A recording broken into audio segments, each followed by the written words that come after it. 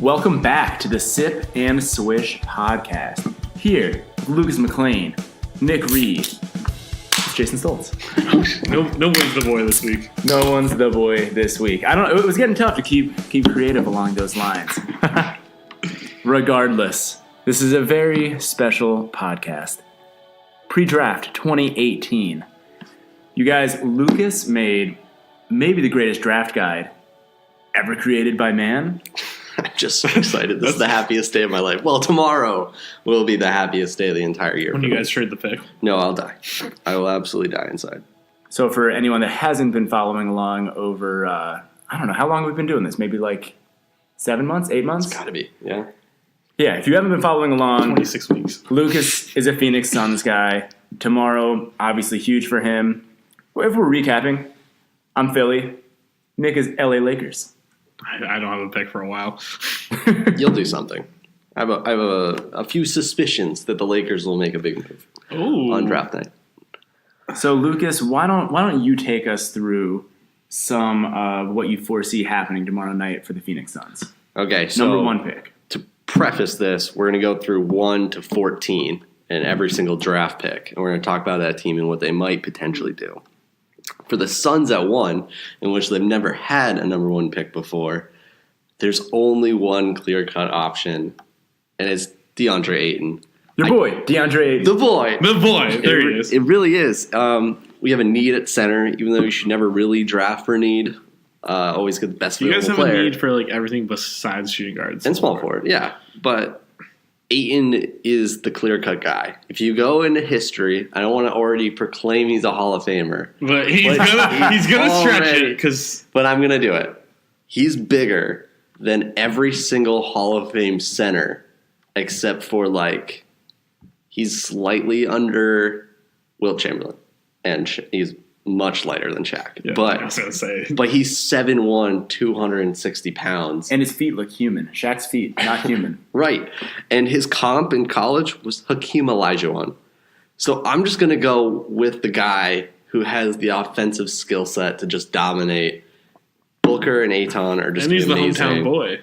Yeah, he was from U of A. So this is a no-brainer. It's probably just skim over the Suns' first pick. Yeah, if they trade this pick for anything, I'd just be like, we're gonna sell the Suns and send them to Seattle because they don't. Those rumors about Super Suns. Karl Anthony Towns for the first pick, I think were just nonsense. They made me sick. Like, I think it was just drama built up because I think the Wolves will do something big because I think there's a lot of angst and tension in that locker room and the ownership with Thibs and everything.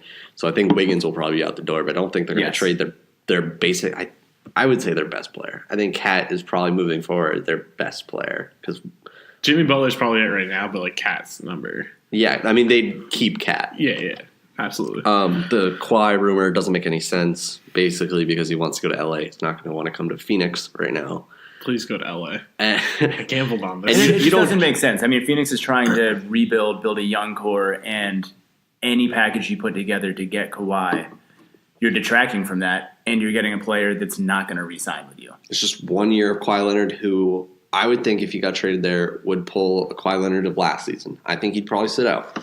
I think that's what he would do. Hard saying. So I'm sure you've looked at this pick particularly in depth. What would you say?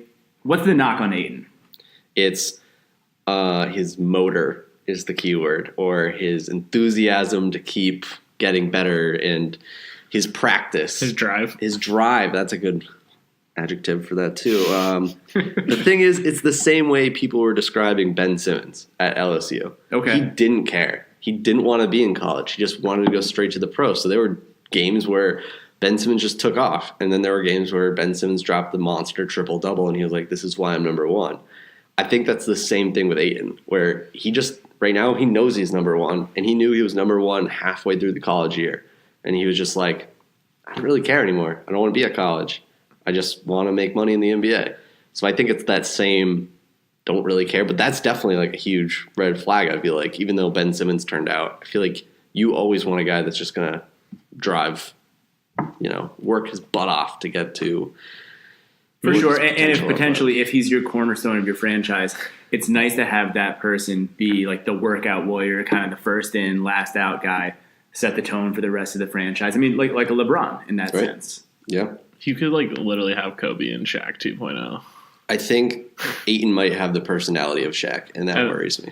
But That would be the biggest worry to me. Is like, but then you got Booker. he's who's just Hakeem Olajuwon, but he has like the personality of like Dwight Howard or something. Some dingus. We'll speak on Dwight later on. Yeah. All right, Nick, why don't you give us like a macro perspective of the Sacramento Kings, this year's number 2 pick? Why don't you give us just like the macro perspective of them as a franchise before we Awful. get too deep? They're gonna screw this up so bad. What evidence do you have to support that? Because they've always screwed it up. Oh, okay, like years and years of evidence. Just years of being bad. Just like over a decade of just being awful. Vlad doesn't know what the hell he's doing. But he smokes cigarettes really well. Yeah, I mean, that's good. How many packs a day? Probably like 18. That's a lot of freaking packs, man. He smokes them all at once. He smokes like 20 cigarettes at once. Big dude, big mouth. Cigarettes are expensive. Not if you go to the res. They're perfectly cheap. I mean, so like Lucas has on this list, like Bagley's their like guy. And they haven't worked out Doncic, right? They haven't worked out any top 5 prospect except Bagley. No other prospect would even send them their medicals. And so it- they know nothing about YouTube highlights from everybody else. Like that's their only scouting report. And like Doncic doesn't want to go here, so he's not going to go. They're not going to take him if he doesn't want to play there. He'll just sit in Spain, which I think Doncic should probably be number 2. But Doncic should be number 2. But Bagley only makes sense because I think a lot of people have said this. Vlad needs to make the right pick and a pick that's instantly going to contribute. Because if Bagley comes in next season and he gets 17 and 8, it's perfect for them. then he's not wrong. You know, even if Doncic does really well in like 3 years, No, that's if a good point. Bagley does 17 and 8, but they're still only Vlad. winning 27 games a year. It doesn't matter because Bagley is a good player. He just can't mess up, and this is the non-mess up pick. It's not a safe pick. It's not the home run pick, and it's not going to get you a championship, but you're going to get like, I don't know. I just keep looking. Every time I watch him play, he just seems like a better Kenneth Faried, which isn't a good comp, but he doesn't shoot, and he doesn't really play defense. All he does is like he's a slashing power forward. How do you think that pairs with De'Aaron Fox? I think he'll probably be fine. I think the bigger question mark would be all those bigs that they have. Like they're just stunting the development of They just keep doing it. They just Willie keep drafting big Cauley-Stein, men. Kufos. Yeah, but Kufos is like Yeah, but he plays. That's the problem. You know, like they still have him. They have that Harry Giles guy who was supposed to be a top 5 pick last year, but then had back surgery. Oh my God, and I he dropped to literally the thought you were 20s. referring to someone as Harry. Oh. Like some hairy dude named Giles. some hairy guy, Giles. I thought you were saying Harry Styles. I was Oh, like, no. whoa, I don't think he plays basketball. I'm pretty sure he sings or something. So I think he's a lock. The rumor a few weeks ago, but this really came about with the Clippers, was they wanted to move up to top 5, and they're still trying to get a top 5 pick. So they were like, oh, we'll send you 12 and That'd 13 be awful. for 2. And I feel like the value of that's just terrible because there's not a player on the Clippers that they It's could worth send to the Kings that could even like add cherry on the top because they want young players. Everyone on the Clippers is pretty old except for Tobias. And I don't know what purpose Tobias serves. 13 is not worth the second overall pick. Yeah. See, Except the second's always a bad pick. Just always is. Yeah, I don't know. I'm a little Not Kevin I'm a Durant, little sure. higher on that trade than you Yeah, guys sorry. are for Sacramento. Getting 12 and 13 for 2. I mean, I'm not saying they should, but it doesn't seem They'd- that outlandish to me. I They'd think have if to this get was a one. bad draft, like if this was 2013 or something, I feel like that would make more sense. If everyone was going into it saying like these aren't great prospects in the top 5, like everybody's kind of the same. Then yeah, but this year it's like top heavy. It's like 4 top heavy, and then it kind of dips off, and then like after 14 it dips off really hard.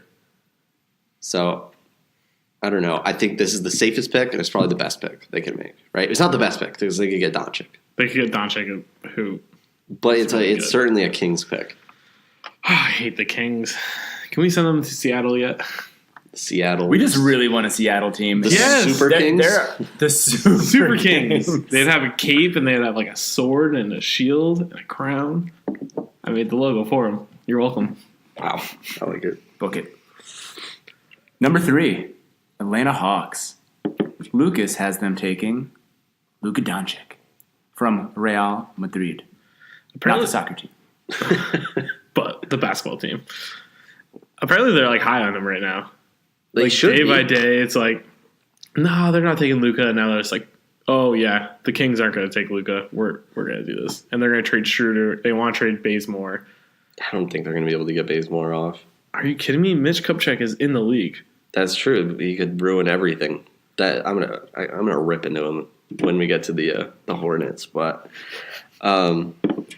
it just doesn't feel like Luka's gonna go there. It just doesn't feel like that's their guy. I feel like they've been scouted because they moved up in the lottery. They got lucky and got to top 3, but their guy has just always been Jaren Jackson, and I think Jaren Jackson is like a huge boomer bust guy because everyone's saying he's a 3-and-D power forward, and that's it's not really a thing. And maybe it was with like Draymond is the only one that could kind of be like that, but then now Draymond can't shoot threes, Yeah. so he's just kind of a D and then passer. But that's kind of what people are projecting Jackson to be is Draymond, which feels like a stretch to call any prospect like an instant Right, there's pretty much championship only caliber guy. been one Draymond. Ever. Yeah. And even Draymond was taken so deep in the draft. It's just Right. like, everyone's like, I don't know what to do with this guy. I mean, look at his psychological evaluations. There's only ever been one Draymond.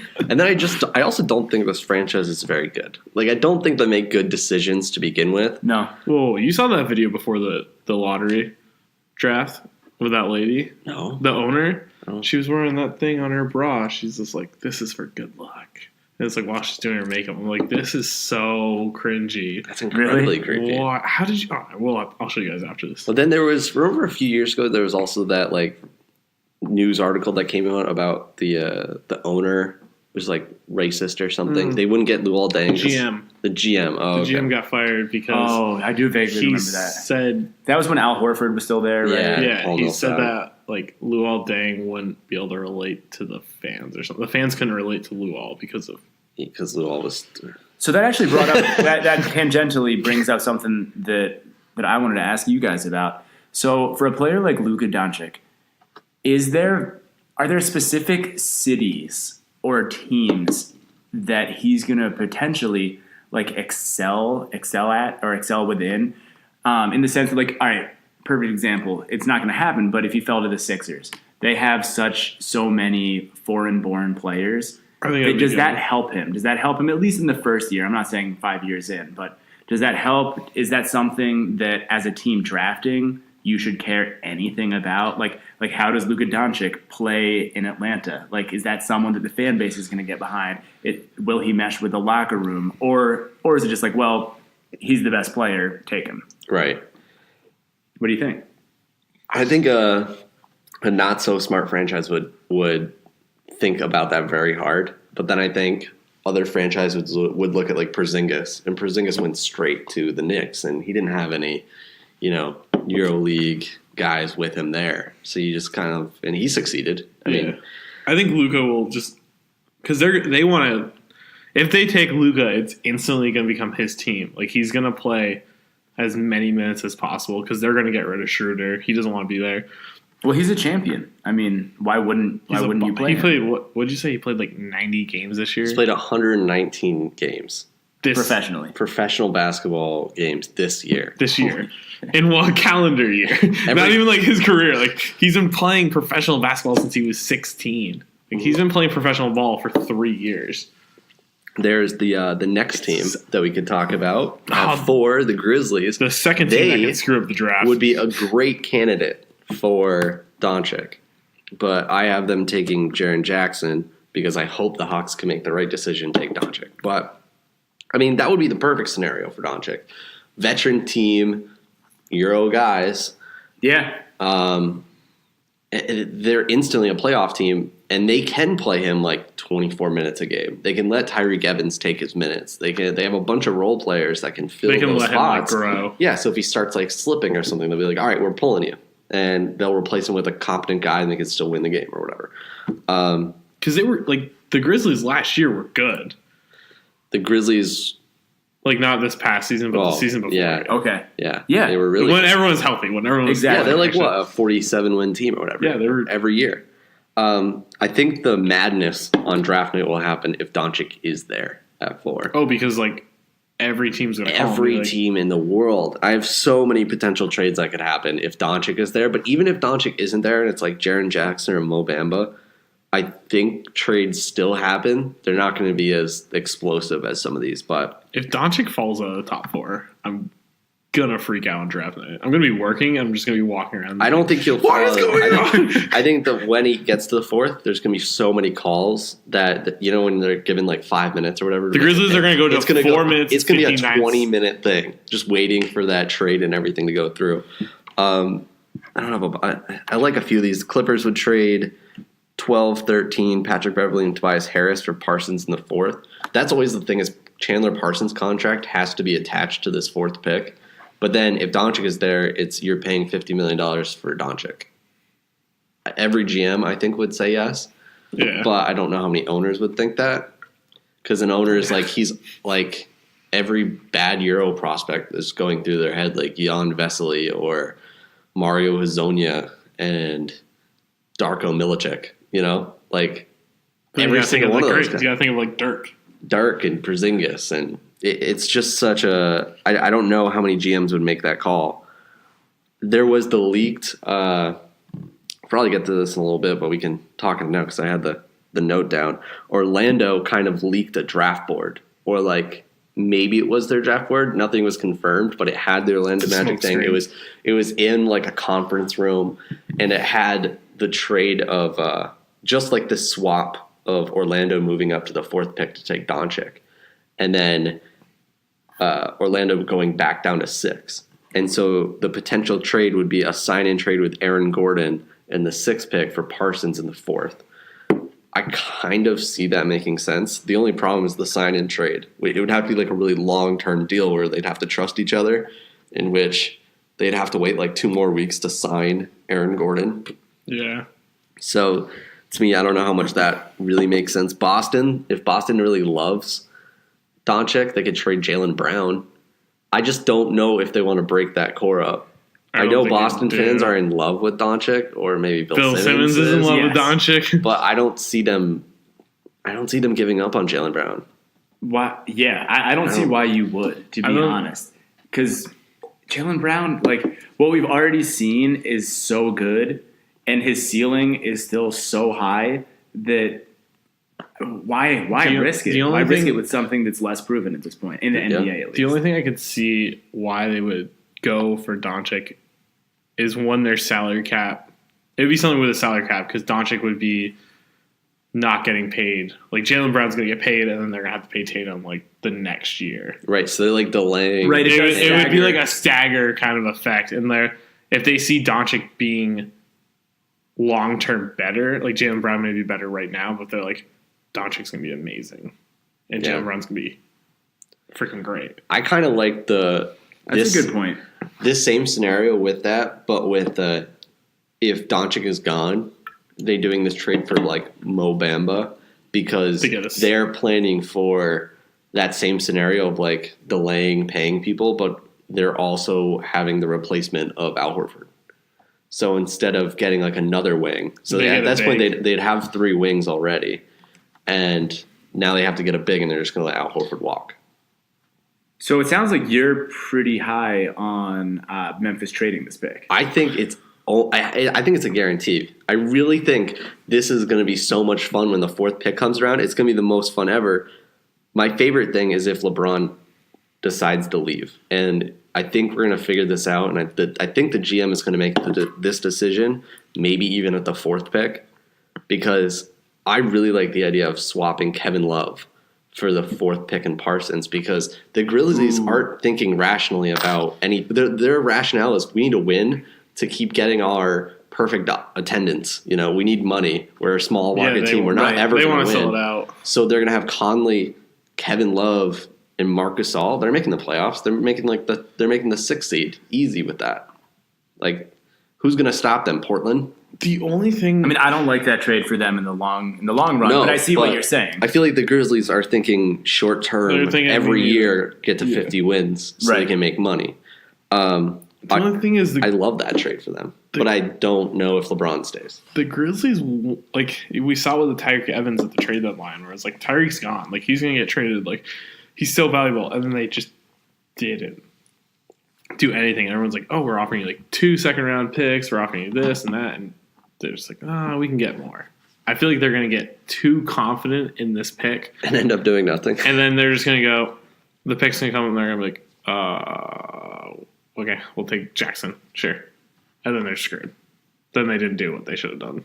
We haven't really talked Jaren Jackson pretty much at all because we just jumped right into the fact they were going to they're trade this pick. I mean, do you guys have any thoughts on him? As you know, I am not our resident scout. That's our Lucas. Yeah, that's my only issue with people talking about Jaren Jackson is they have him projected as he has the potential to be the best big in the draft. Like, he has the biggest boom bust potential, but I guess his floor is really high, people are saying. So, but I just don't believe it. He only played 20 minutes a night at Michigan. His game in the tournament, he only got 2 points and 8 rebounds in his last game. And I know tournament play shouldn't be a big factor, but he didn't have great games. He doesn't have a consistent jump shot. He doesn't have a post game. He really just plays defense. He's super crazy lanky. I'm not really high on this guy, but I like how other teams love him. I think that's what I like about it. It's like how Tristan Thompson went 4th because he was a really athletic big. And I feel like that's the same exact thing, except he's a really athletic big that can shoot a 3, which is valuable, but I don't see him being better than Ayton anytime soon. Ayton's just a monster. No, Ayton. The more and more I watch Ayton, I'm just like, oh god, this guy is gonna just. I hate that Lucas is getting this guy. I just want the Suns to screw up. As a fan of the Suns, I'm assuming that's what you want them to do is take Ayton? Mm-hmm. Okay. There's no doubt in my mind. There's nothing else I could ever want. You're not on the Bill Simmons, Doncic over Ayton. No, because then we'd have to get a center, and then that's going to be like us throwing $20 million at Clint Capella forever, and I'm not willing to pay Clint Capella that much money. I guess the last thing I'll say about the Grizzlies is I'm just so dead set on the Mavericks making this move. That would be my prediction if I had to put money on it. I think the Mavs are going to trade Harrison Barnes for Parsons in the 4th pick, and then they'll have back-to-back picks at 4 and 5. Oh, okay. I think that's dead set. So, that would be dope for the Mavericks. I know, and because they need rebooting. Something like that to revitalize this franchise. 2 top 5 picks. They've had scandals, losing seasons. I mean, bad signings. This franchise has been garbage since they won the NBA championship. Yeah, and they don't have any bad contracts outside of Wesley Matthews, but they need to the Mavs need to reboot everything. This is Dirk's probably last year, which is year 20 this one.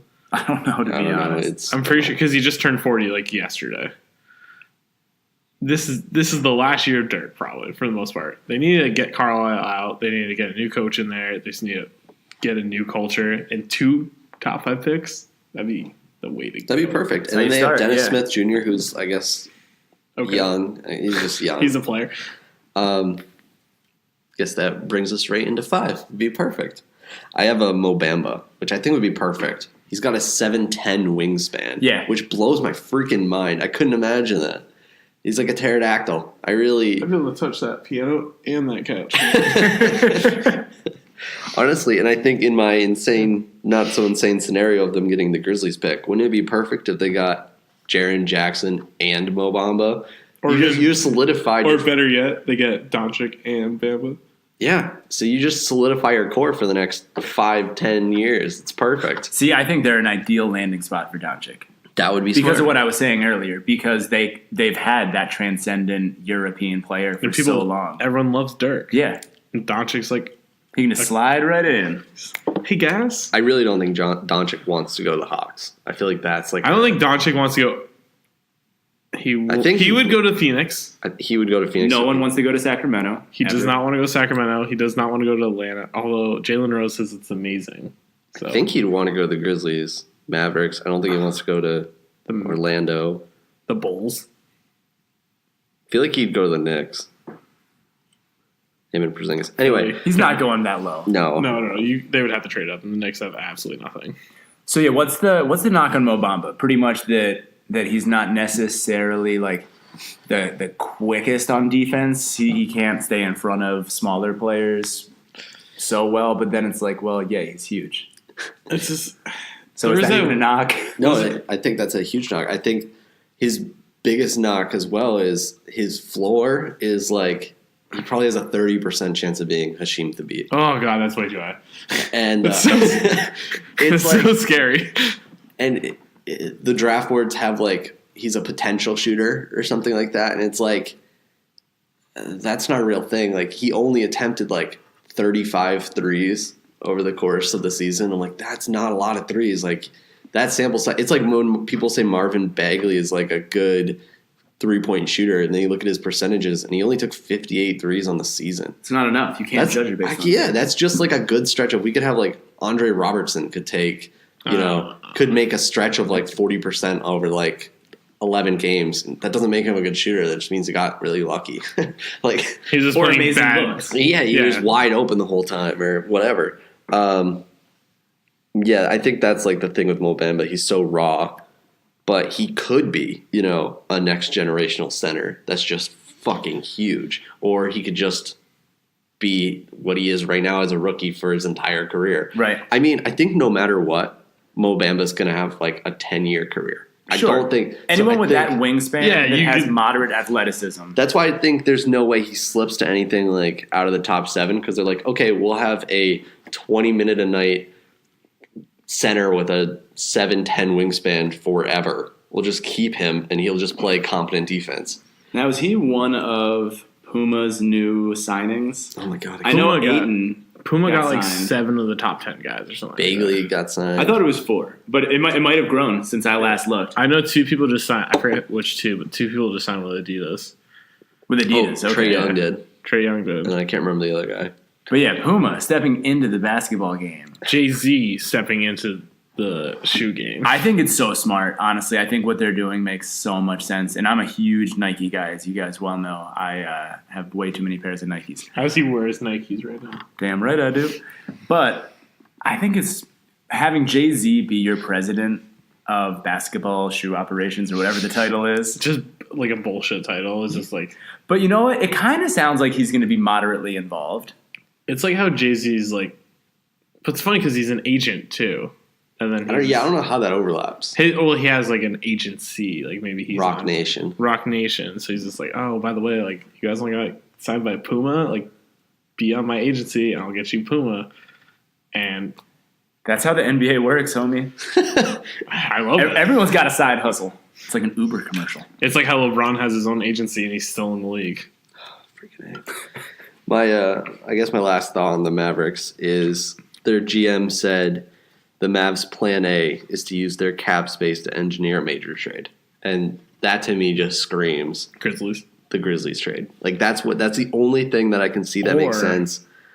Luol Deng. Just take him. No, I don't. Unless they're taking on like Lonzo. So you'd have to trade Lonzo and Deng. And do I get Doncic? No, you get nothing.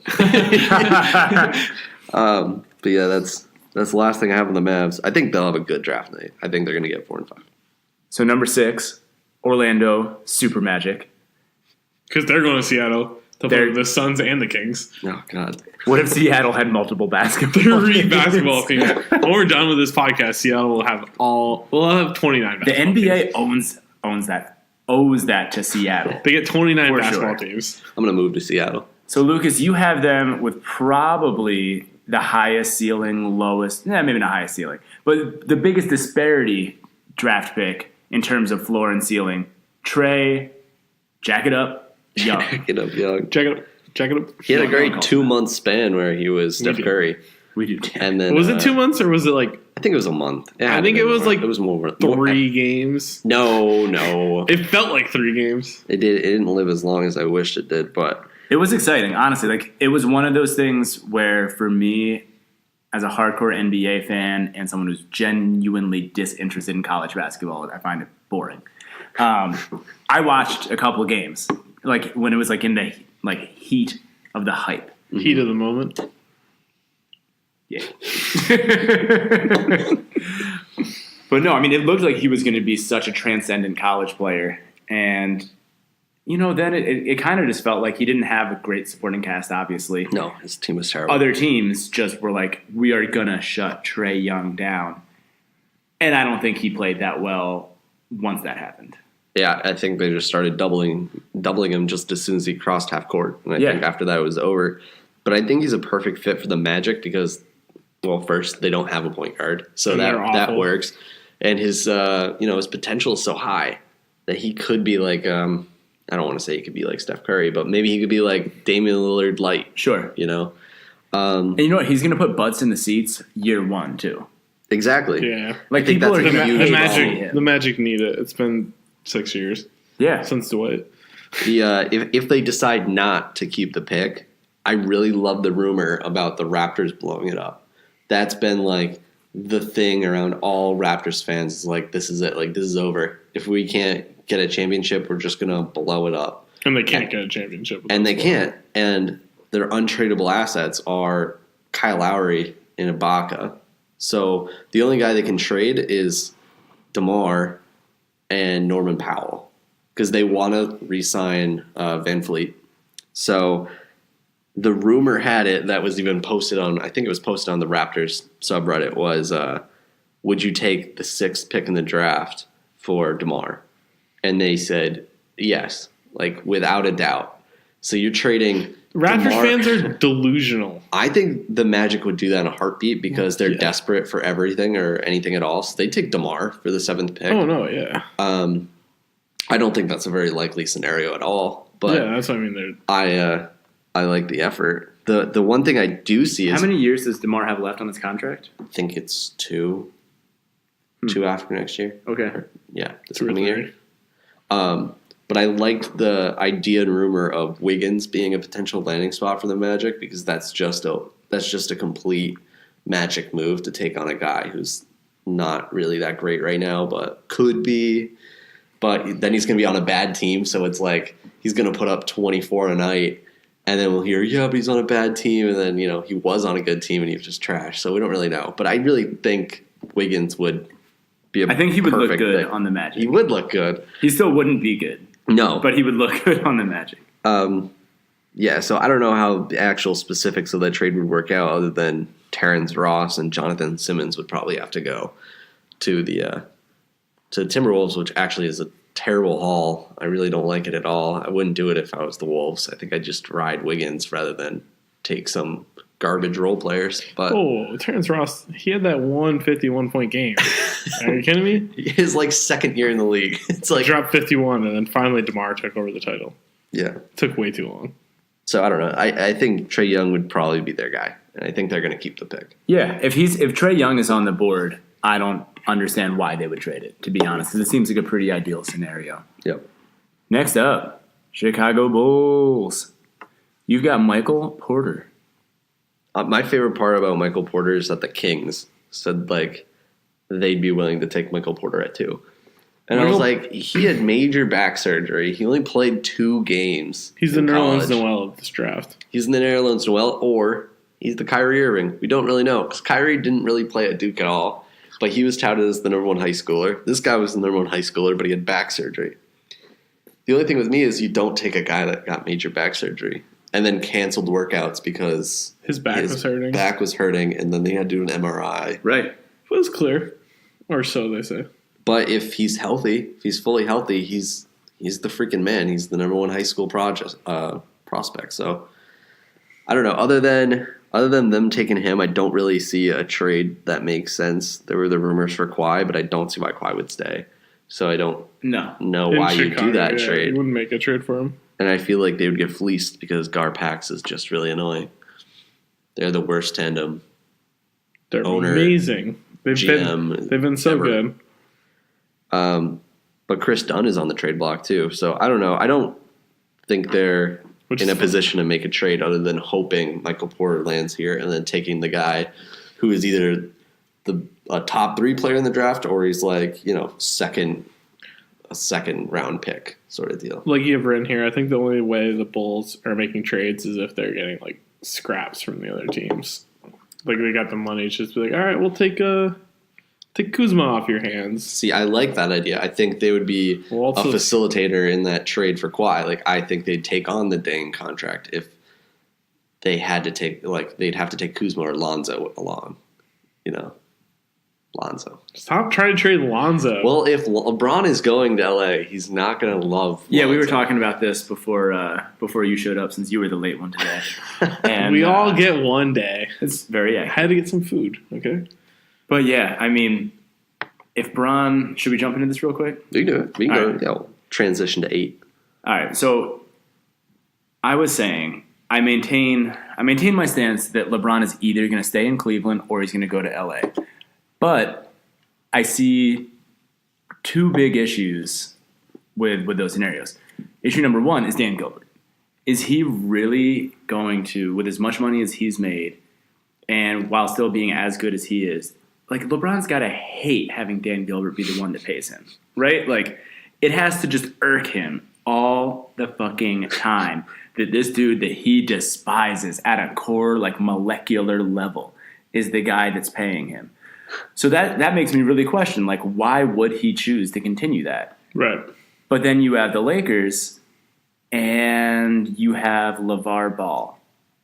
And I honestly do think that matters. Like, I don't think Lonzo / LeVar can coexist with LeBron James. I think it's really died out, though. Like, LeVar kind of just, once he went over to Lithuania, we just kept him over there. I think if LeBron gets there, like, LeVar can try and talk, but it's LeBron's town. LeVar can be like, nah, LeBron needed Lonzo. LeBron's like, you guys get him away. Like, he will not be allowed anywhere near that stadium. That, and I also think LeBron would have no stake in any of the Lonzo Kuzma antics that have been going on this offseason or throughout the year. I think he would just murder that. I think all those. There's so much of because they're just a bunch of kids. Yeah. They have so much potential, but I feel like the Lakers have been just a bunch of kids for a long time. Like Randall and Well, and I guess my point really is, if LeBron goes there, I don't see Lonzo there. I don't see Lonzo there either. I see Lonzo still there. I could just see the trade of, okay, Paul George signs, LeBron signs, then they trade Lonzo. Ingram is gone to San Antonio, and then Lonzo is gone to Chicago for the Deng's contract, and then you have Kawhi, Paul George, and LeBron, and that's your squad.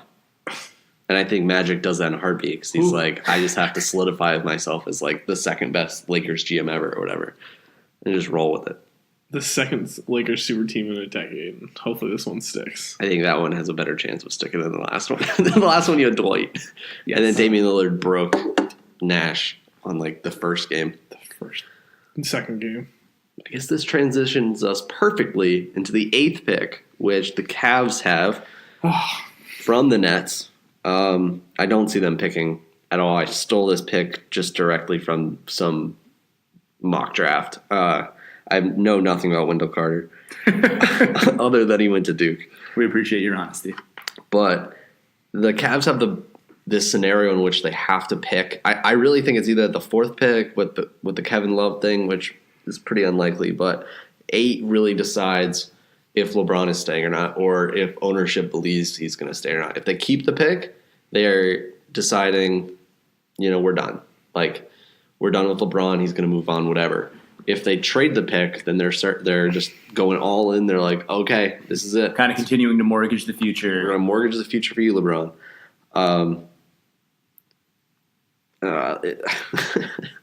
I guess going back to if LeBron leaves, I like the Kevin Love trade because they get the 4th pick, they'll have the 4th and the 8th pick to rebuild from, which will be good. Yeah. But if LeBron stays, I still think that the Kevin Love for CJ McConnell trade and then the Trailblazers send back like really terrible dead cap, I think the Blazers would do that because they're so over the cap that trading Kevin Love and bad contracts back would put them under the luxury tax, and they'd get an all-star. Right.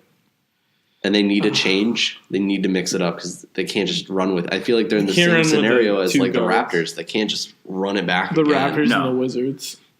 Wizards as well. But then they just do other trades. Like I think they trade the 8th pick. I like this trade. The 8th pick J.R. Smith and George Hill for Kemba Walker and Nick Batum. Like the math all works out on that one. If you get Kemba, CJ, Nick Batum. There's only one problem though. Mitch Kupchak loves bad contracts. Yeah, I know. He just traded for one like a dick. I was about to be so happy. Like I would have loved the GM job for the Hornets this summer. It would have been so much fun just shedding cap all over the NBA universe. But he decided to take on cap like a dum-dum because Jordan told him to get under the luxury tax. But so how do you guys see the Cavs rolling this pick and this offseason? I literally have no idea. That's why I see. That's why I love it. It's like 4 and 8 are the biggest wild cards of this draft because both teams would 100% trade it, but they'd also 100% keep it. And I don't know what they need or what they want because LeBron is just like, unless LeBron, like you said, met with them and was like, I'm gonna leave. I'm not gonna be here. But 8 this year is so much more of a crapshoot than 4. Yeah. Like any of those top 4 guys, you can feel pretty damn sure of what you're getting. And they could have like a player lined up that they want at 8, and they're like, oh no way, like someone could slide. Sure. Like a Bamba or someone could just all of a sudden be at 8 because that's what happens on draft night. People get scared. Yeah, or Michael Porter. Yeah, the Bulls make a trade for their concerns. pick, and yeah. It's just the draft's such a crapshoot, and that's why I love it. If you guys were Cleveland Cavaliers fans, like just like if they were your team, Okay. would you be pissed if J.R. Smith was back next year, or do you think it's just a forgivable mistake after a summer, whatever? No, I'd want him gone. I'd want him gone, man. I'd be pissed from the day they signed him to an extension. That was always the worst contract looking at that 2015 offseason when they won the chip and everybody got paid. I was just like dying and cringing looking at the screen like, why are you re-signing? Like, you don't have to run it back like this. Right. Like, you don't have to pay them this much money. Yeah, I'd be pissed. I'd be pissed that J.R. Smith is In back. fairness, they didn't know he was a soup thrower at the time, or that he wasn't like good at paying attention to scores or counting. You're a professional basketball player. There are 2 things that are annoying. You don't know the score of the game, and also people that just can't shoot free throws. Really annoy me. You're a professional basketball athlete. You should be able to shoot free throws and know the score of the game. I would love to see C.J. McCollum on this squad if they could somehow orchestrate that trade with this pick, and if LeBron was able to stay. Bron and C.J. McCollum with Kevin Love, if somehow that was able to be the case. But even if not, just Bron and C.J. McCollum would be a hell of a duo. You put C.J. McCollum on the Cavs this year. Do they steal a game? Do they steal game 1? If C.J. McConnell is out there instead of J.R. Smith? I mean, hard to say no. they still game 1 if George Hill makes the free throw. How many games do they Maybe. steal if Kemba and C.J. McConnell are out there? Ooh, I think they take 2. Because I think game 3 was up in the air. they're a substantially better Game 1 team. was at a it's like, 50-50. if we keep adding players that are much better than the 2 jokesters they have in the... Then I don't know why LeBron would leave. If he gets a better supporting cast, why would he leave home? Well, and then he doesn't, allegedly break his hand because he's not mad at J.R. right. Smith. Oh, wow, we could do this all day. Yeah. Should we go to New York? You have anything we else you can- want to touch on? No, I'm good with the Cavs. We can All just skim through the Cavs. I mean, the Knicks, I really don't know what they're going to do trade-wise. I have them taking Kevin Knox, who this is the beginning of the downfall of the draft. He's basically his comp is like Evan Turner. Ooh, that's But I don't know what Evan Turner you're getting. Are you getting like Sixers Evan Turner when he was fun? Or are you getting like, or Boston? Evan Turner was never fun as the Sixers player. I can honestly He was tell a you fun that. fantasy player. You Got me get a lot you of like fantasy 20 a points. game, and then Or you can get I Trailblazers hated Evan watching Turner. him. that shot. though. That's really it. Like the only trade asset they have is that Frank Nicotine guy. It's not actually nicotine, but I heard it somewhere on a podcast and I thought it was funny. At least you admit I it. can't pronounce his last name. Nicotina. Yeah, I don't know. No, that's all right. Ntilikina? I think that's There was the other maybe. There was the other rumor. I can't remember what team it was. Maybe it was the Magic are willing to like trade down for like a young prospect. That would be the only team that makes sense. If you trade a Frank and the 9th pick up to 6 if they like somebody, like if they want to trade Young. But they don't have any trade assets, so the only thing I can see the Knicks doing is really would. I mean, But I wouldn't even hate it for them just because they're so they're just so flat as a franchise right now that I'd almost rather them just be a fun carnival, like a fun shit show than just this like super flat, like just you're not excited by anything about the Knicks right now. Like Porzingis is good, but it's not like watching him is all that enjoyable to me, to be honest. Like he's good. Yeah. I don't know. Like I would so much rather watch a Giannis. Oh yeah. Oh fuck. Oh god. I'm trying to think of who else would be kind of comparable in terms of like just like stature and age and stuff, but I don't know. I think they just have to keep it. And I think the worst Knicks move they could do is trade the 9th pick for like cap relief. So if they traded the 9th pick to Chicago for Joakim Noah, get Noah back in Chicago. Like if they got off that terrible contract, the owner would be like, "Oh, but I'm not paying Noah anymore." And everyone's like, "Yeah, but you just gave away a prospect." Right. So it's like that would be the Knicks move. That would really make me upset because they also have Courtney Lee, who they're paying $12 million, and they have Tim Hardaway Jr., who they're paying $16. So it's like you just absorb a bad cap. It's not like if you shed one of those contracts, you're going to be a playoff team. You just have to. They have a long road ahead of them. They have a long rebuilding, and they might as well. Yeah, they might as well years. baby step this thing. Seriously, like there's not going to be a quick fix. Take the best available player, and maybe by the time Porzingis' contract is coming up, they'll be in a position to still be awful. Let's look at the Sixers because I'm excited about that one. Number 10 pick, Philly. You've got him taking hometown, Mikal Bridges from Villanova.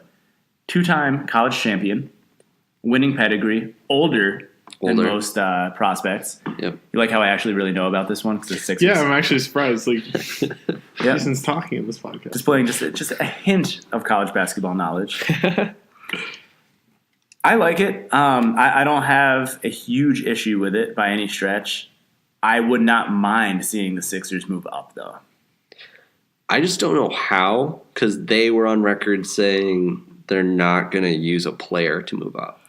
So that confuses me, because that throws like every single like Saric trade out the window or like a Fultz trade, which I think are just lies. Like if someone offered you 4 for like if Memphis Fultz in the 10th, they better say yes to that. Right. Just don't keep doubling down on the Fultz mistake. Right. I'm not saying that he won't potentially be a good player, but like if we can move on, let's move on. Let someone else take that rebuild risk. Right. You just have to admit your mistakes and just go with it. But my favorite thing is the Kawhi Leonard trade idea, because I really think this is a good move, and I think the Spurs would do it. The Spurs would love to trade him to Philly, or really any Eastern Conference team. And I think in the East, besides the Celtics, I think the Sixers are right up there. Fultz, Sark in the 10th pick, and then you have Kawhi. So if Kawhi's 100% healthy to start the season, I think that team fights with the Celtics for that number 1. I really think they're easily top 2. Absolutely. With Kawhi. With Kawhi. That's stupid. Now they have that guy in the final 3 minutes that can take over and can get you a bucket, pull up from wherever. I'm so excited. This is why I want Kawhi in Philly so badly. But and I do think if the Sixers were able to make a deep run, either conference finals or finals next year with Kawhi, depending on what the Lakers really look like and what their roster composition is, maybe Kawhi stays. Maybe he does. Yeah. And I think if you were able to do your proposed trade, Fultz, Saric, and the 10th pick, I think that's a gamble that's worth it. Yeah. I really do. But all that being said, I regrettably am very not confident that the Sixers are going to get any of the primo free agents, which a few months ago I felt really differently. But it just doesn't feel like when you read the tea leaves, so to speak, that Leonard, PG-13, or Braun are really realistically going there.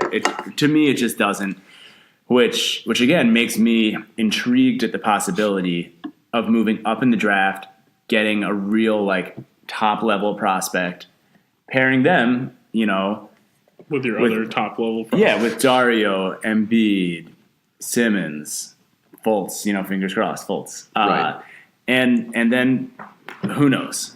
But I also wouldn't hate Mikal Bridges. Mm-hmm. I think Mikal Bridges on that front is probably the number one guy. And out of everybody talking about it, not just is it like, the hometown guy, it's their GM's gone. Like now they shed him. And who's been this? I guess they still have like a scouting department, but now like Brett Brown is in charge. Right. So Brett Brown hasn't been looking at tape of anybody. Like hadn't been. No. The only person he knows is going to be like, oh, I went to a Villanova game last week and I saw Bridges. And he was really good. Except he'd be saying in this really weird Brett Brown voice. Yeah, I don't really know what that accent is. No, I grew up right around there, and I'm still perplexed by it. I think he's like.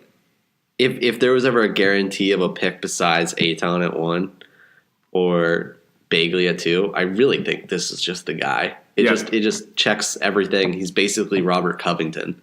So you just get 2 Robert Covingtons. Well, hopefully better than Robert Covington. I hope so. And he doesn't get paid as much, so that's even better. Oh, that son of a gun. So let me ask you guys this. One thing I've been thinking with him, because he is older than the rest of these prospects. Mm-hmm. I feel like that used to be a knock on potentially drafting someone versus like a comparable player that's 2 or 3 years younger. Mm-hmm. So you're like, oh, like you can extend their prime, blah blah blah. Like you can have them longer. But in this day and age of the modern NBA, who stays on a team for that long anyway? Right. So it's kind of like, why would you even really consider that? Especially since you guys you got to the semis this year and the first real year of the Sixers being fully now it's together. win now, right? Yeah, now it's like, okay, let's start making some runs. Let's get a guy who's more developed. We don't have to put as much effort into him. And you get him, and then Fultz maybe learns how to shoot this offseason and gets his confidence back. That's some talent to build around. Like, that's some talent to add into the Simmons and Embiid project. Yeah.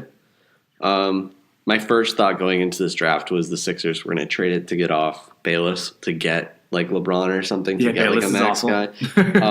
But then learning that if they actually just stretch Bayless instead of trading the pick away, it's only $2 million that they owe Bayless. And to me, that doesn't seem that bad because his contract's 9, but stretching him over the next 4 years is only like 2 and change. So that's not destroying our cat by any stretch. Right. So you better like keep that 10th pick and just stretch Bayless. But yeah, I think Philly's gonna have a fun draft night. They're gonna do something dumb. Well, not dumb. Something. No, they're gonna trade like the 10th pick for like the 13th, but then also get like the number 1 overall pick. See, they also have the 26th pick in the draft. So I could see a team like, okay, if the Knicks were threatening to take Bridges, and they're like, we're going to take Bridges, and they trade the 10th pick and the 26th pick for 9. Like, that's how I feel like they're going to move up. Or, like, the same scenario with if Cleveland I hope we don't do that to move up 1 pick. Right. But I think, like, that would be the trade. Or, like, the same thing with the Cavs or the Bulls. If they were both threatening, like, okay, like, this is the guy we want. We want Bridges. And then Philly's going to be, fuck, we didn't really scout. we want Bridges. And then they do that trade. Like, great. Fleeced again. God damn it. 2 years in a row. Thanks a lot, Ainge. Hinkie never got fleeced. Hinkie never won either. All right. Number 11, Charlotte Hornets, the big newsmakers of today. The dumbest franchise outside of the Magic. I want to Kings. defend Mitch. I don't for his want decision to. today is because. Well, wait. You want to explain the decision? Okay, the decision was they traded Dwight Howard away for the objective to get under the luxury tax because they were paying $3 on every $1 that Dwight was being owed over a certain threshold. So they were actually paying like $15 million for $5 million of Dwight. So that's why they did it. But it's a dumb decision because they have to pay $17 million of Mozgov next year. So the trade was they traded Dwight Howard and cash to the Nets for Mozgov and 2 second-round picks in the future, like 2022 or something. So they take back Mozgov. They get under the cap, so they don't have to pay $15 extra million this year. But now they have to pay Mozgov's extra contract next year, which is $17 million. So they're paying $2 extra million next overall. Yeah, but they got 2 second-rounders. That's so dumb. 4 years. It's so dumb. Mitch is a good GM. But that's the only way I see like Jordan walking into, Mitch's office now and being like, hey, I don't want to have to pay $15 million this year for Dwight Howard. Like, I don't like him. Like, trade him away, save me money. And Mitch is like, okay, nobody's taking this. I don't know what to do. Nobody wants to take Dwight Howard's $23 million. And then Brooklyn was like, oh, we'll take him, because then the next year, now they have $60 million next offseason to spend on people because they took Dwight this year. Like, that's... They get D'Angelo Russell and they get Dwight Howard for an expiring like Brooklyn does. Yeah, that's absurd. Whoever the GM is, I think his name's Sean Marks. He's really rebuilding that team out of that hole they had him in. Man, the Celtics ruined them. They got ruined, and this guy's just like, all right, I'm going to get D'Angelo, I'm going to get Okafor, I'll just get Dwight Howard. We all wanted these guys anyways. So I guess back to the Hornets. They're just going to take the best available player. I think that's what they should do, but I think they could also make some moves. So if they did that Kemba trade to the Cavs, I think that would be a great move for them, because then they'd also shed Nick Batum's contract, and then they'd get the expirings of George Hill and JR. I think they're also in play for probably the Nuggets, if they wanted to trade Kemba to the Nuggets for the 14th pick and Kenneth Faried. I think that would actually be a smart move, because then they'd get something for Kemba, because Kemba's just going to walk. Yeah. No longer do I have the trade of Kemba to the Clippers, really. I don't like it just because I think the Clippers are going to go for like a home run, and I don't think a home run to them is Kemba Walker. No. So trading the 12th and 13th pick for Kemba would make sense if the Clippers were in a different situation. Like if they were in the Nuggets scenario where the Nuggets are like 1 point guard away, one like all-star away from doing something, right, they would do that. But the Clippers are a whole team away from being like a real franchise. So I think they really need to trade Kemba at this draft. So I think Kemba will be traded tomorrow, but I think they keep the pick. And you have him taking Miles Bridges. Yeah, I think he's the best available player at the time. Yeah. All right, let's rock through 12, 13, and 14 because we got to wrap this thing up. We can burn through these fast. I have them taking Colin Sexton and Robert Williams. Those are definitely the best players. I mean, like... them is the Los Angeles Clippers. The Clippers. They've got 12 and 13 this year. We're not all like our listeners aren't necessarily looking at your cheat sheet. I know. I wish they were. They're so much easier. But his cheat sheet will be available on Facebook. Yes, I'll put it up on Facebook. I can tweet it out. I'll tweet it out too. It's worth it. It's really phenomenal. Like I said, Sexton might go all the way to the Knicks. There were rumors about that. Yeah. Even at 8, I think at the Cavs, if they decide to keep the pick, I think they could take Sexton. Other than that, I think they're going to be extraordinarily active. And so there's 2 teams that I think will definitely, without a doubt, make a trade. And it's going to be the Clippers and it's going to be the Grizzlies. They're going to trade and they're going to blow something up. And it might even be between those 2 teams. But I would just say without a doubt the Clippers are going to trade these 2 picks. Or at least one of them. Like there's no way they're going to take back-to-back players. I just can't see it. Yeah, it feels unlikely. How possible do you think it is for them to land Kawhi? I think it's pretty possible. I think it's weird that he keeps saying like an LA team, but I really mean the Lakers. It makes me like really he can't just like strip say like we're going to LA. Maybe that's Lakers. Under the tampering rules. I don't really know. I think if he went to the Clippers, I think he'd be happy because they're basically they're not in the same scenario. Lakers have better young players. And they've got Clippers, those banners. They have the banners. But I think all Kawhi wants is to be in LA. Kawhi can see himself on one of those banners, and they just put the photos up to cover all the Lakers banners. It's just like, look, it's a big Kawhi Leonard up there. But it's like the same Clippers trade for every trade. It's Tobias 12 and 13, and then maybe Patrick Beverley. That's like their core of assets that they'd be willing to give up. Right. You could trade that for Kawhi. You could whatever. Trade it for anybody. And that's a nice package. But at the same time, there's really nothing left. Yeah. After that. Yeah, then you have Kawhi. You like probably re-sign DeAndre if he wants to be there. But if you get Kawhi, he's gonna be like, yeah, I'm still in LA. And the only problem is they also pay Gallinari $22 million a year, which blows my mind. We don't talk about that contract. So they're going to be excited. I think if I do like a top 3 team to trade for Kawhi, that's definitely they might be the second most likely team to trade for him because Jerry West is just a madman, and he would trade anything for like a potential superstar at this point. That's my thought on them. All right, rip through the Denver Nuggets. Let's go. Nuggets, no idea. The only thing they're going to do is I always thought they're going to trade the 14th pick to get off Fareed's contract so they can sign Jokic. It's like the Bulls trading away a second round pick to sign a baseball player. The White Sox. The White Sox player.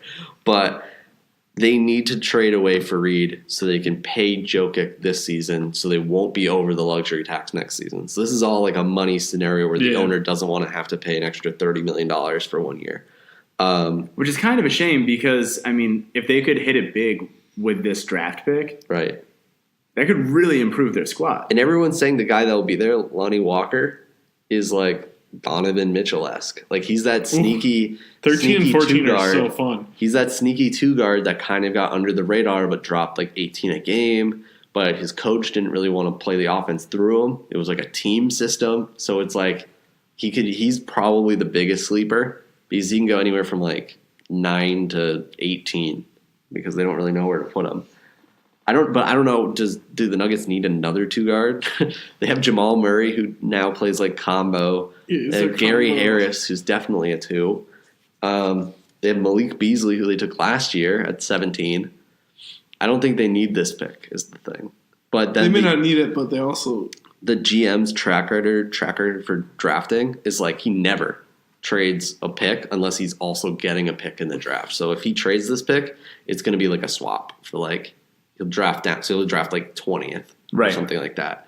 But yeah, I think they'll get off this contract, and they'll probably do a swap like that, like they could do to the Nets or something if they have a late pick. Trade like I think the Nets own like the Rockets pick, or someone owns the Rockets pick next. It's the Hawks.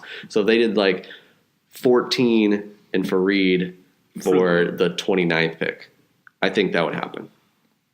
I think that's very likely. So those are my 3 teams that would trade. I think the Nuggets will do a trade, Clippers will do a trade, and Memphis will absolutely trade. There's no doubt in my mind. There's no way in the world they keep that pick. Well, come tomorrow when no one makes a trade. We're gonna go on the podcast next week and be like, "Well, Lucas was wrong."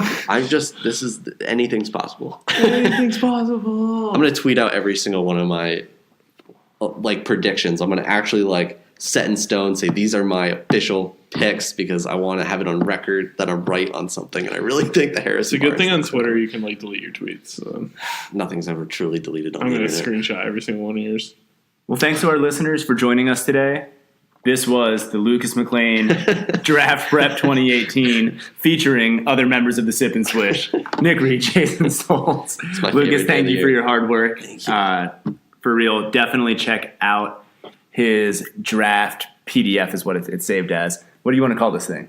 Draft. It's the draft guide works. Right? Extravaganza.